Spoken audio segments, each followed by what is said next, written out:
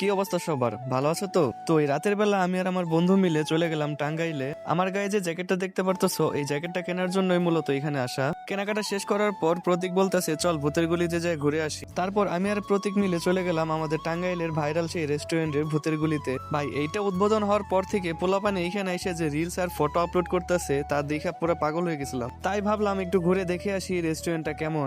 Order দিয়ে এসে আমরা ফ্রেশ হয়ে নিলাম। শুধু প্রতীকের জন্য অর্ডার করছিলাম। আমি সন্ধ্যার সময় খাওয়া দাওয়া করছিলাম, আমার ক্ষুধা ছিল না, তাই প্রতীকই অর্ডার করছিল।